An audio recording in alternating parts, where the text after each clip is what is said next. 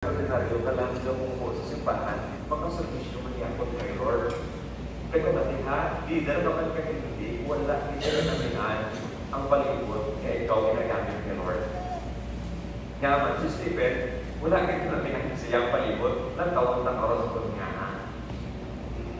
What was so exciting in Judea? Di ba ang promise ng Lord sa Great Commission is that go and make disciples of all nations, teaching them to obey all that I have taught you. But the span of the reach of the gospel propagated is Judea, Samaria, Samaria, Jerusalem, and to the ends of the earth. Apat kalugar. Jerusalem, kung tingin sila nagsugod, Judea, Samaria, kinalikawan nila, and then to the ends of the world. During those times, when they hear the word to the ends of the earth, it means Rome. Because Rome is the central of power during those times. Naman, Rome had colonized Israel. That is why may mga tax collector doon naman na naara si Matthew Howe. Kaya pinakulitahan niya niya ng tao na nagsubo sa mga governor yung kinalang maghatag kumbaga pa, hindi as an offering, but they are required to give taxes. This is called tax. They are heavily taxed.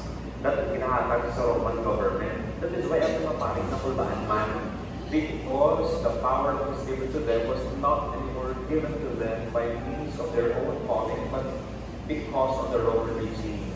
Some priests can lose their priestly call because of how Rome had run the system. That is why kulbangan lang sila. So, gawas na pasabasa ng presyon, inapresyon sila sa taxation, inapresyon sila sa ilang pakabuhi, may pakabuhi mo silang individual, plus parang in-colonize sila. So now, they are going to Judea, Samaria, to the ends of the world. This is a heavy task. Because supposed to be, kanaming na sa simbahan sa Jerusalem, we should not go out. We are 20,000 more over here. We could serve the Lord with gladness over here.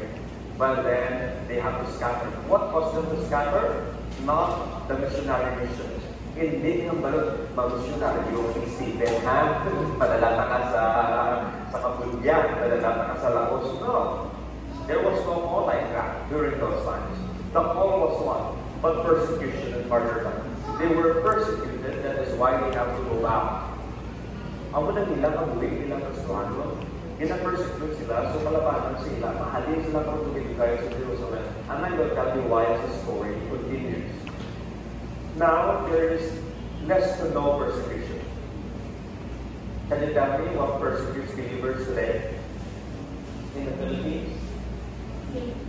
Ano? Bagyo?